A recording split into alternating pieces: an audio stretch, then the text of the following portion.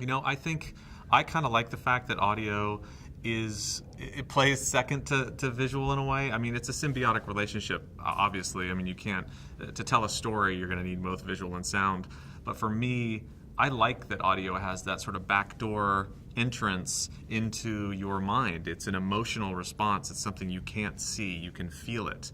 So sound can drive a story forward just by what you hear. And we can get away with so many things, expanding what a scene looks like, giving things depth, pushing the story along. It's just the same kind of emotional quality that music has, but even on a more subliminal level. So I've always enjoyed that sort of secret entrance, that sort of speakeasy feel of what sound is and what we can do with it.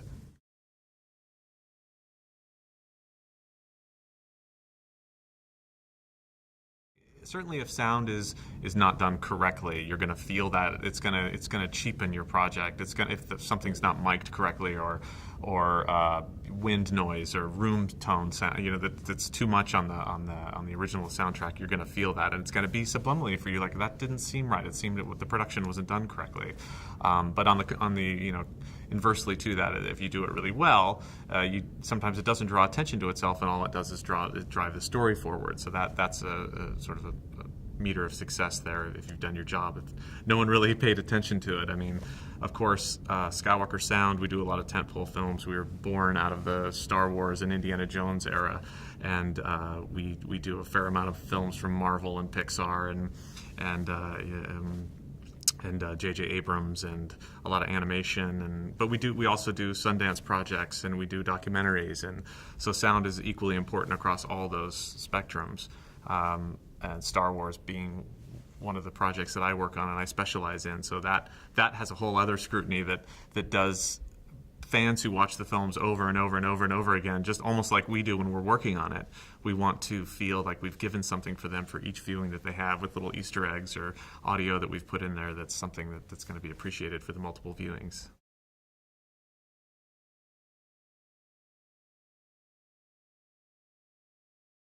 Sound gives that believability to your images on screen. Sound is your backup. Sound is going to is your wingman. It's going to definitely help your story be driven forward. And we at Skywalker definitely source a lot of our audio from real world. We're going out and recording cars and animals and backgrounds and machines, and we're going out and amassing this library. We have a very unique library at Skywalker for 30 plus years of material that we've accessed over the years. It's all cataloged in a way that we can use in new and interesting ways, and that's part of the allure and the beauty of working at Skywalker is that we have a fantastic library and a great group of sound designers that have come together to make this audio environment, and people come to us knowing that Skywalker is one of those places that we really do care about sound. It's not a technical process. It's not something to just be slapped in at the last minute. It's a craft that we can really help your movie and story. The earlier we come on, the better. So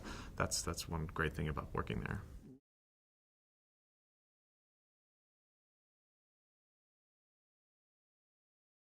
Well, sound has always been a mixture of technical and creative, and I've always had a technical background, and then I'm also an actor by trade. So two of those things coming together, that right and left brain coming together, and sound has been very satisfying for me. So I can play with the latest tools and latest gadgets and come to NAB and just go on the show floor and just be like a kid in a candy store, and then also can really get into the script and see what's going to drive story forward, and merge those two things to create something that a director or a movie is going to need for their soundtrack. So it's that blend of technical and creative that I really love about sound.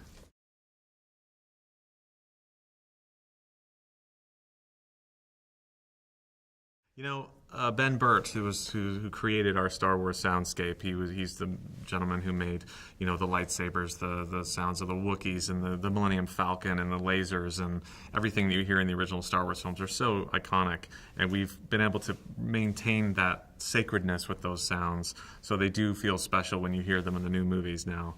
So I've had the luxury of remastering those old films with Ben directly, working on the prequel movies with George Lucas, and then also now this new in this Disney and Kathleen Kennedy era be part of the new Star Wars era. So George Lucas always pushed the boundaries with technology. He never pigeonholed us into like, this is what you do. You stay within the lines, So he financially backed a lot of crazy ideas that we had in order to do sound work.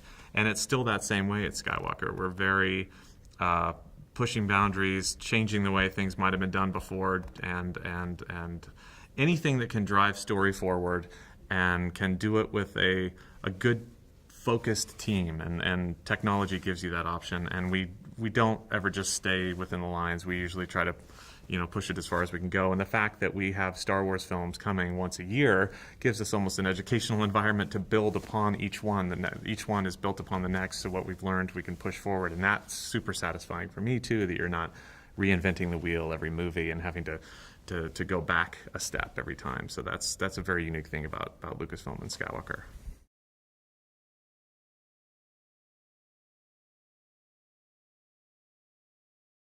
Working on Star Wars, you usually have the choice of the cream of the crop, and a lot of people, Star Wars means something to them wherever they saw it, whatever era it was that resonated for them, be it in the 90s or in the 70s or even the animated stuff we've done recently.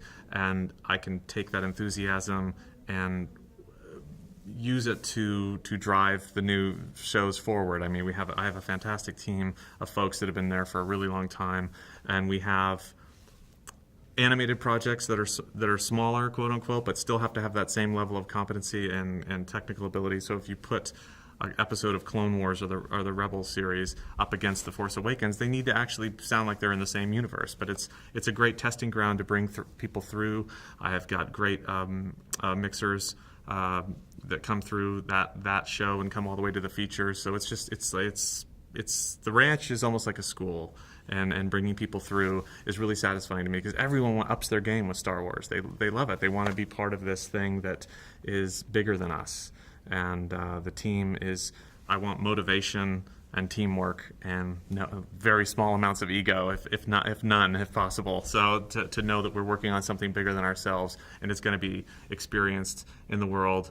Like, we have a lake, it's called Lake Ewok at Skywalker Sound, and I always joke about, like, we make this drop in the lake of our work, and it resonates out over the entire world. And we have this, Star Wars is the biggest icebreaker in the world as far as conversations and meeting people, and we get to be part of that. And it's incredibly special, and we're very humbled by that.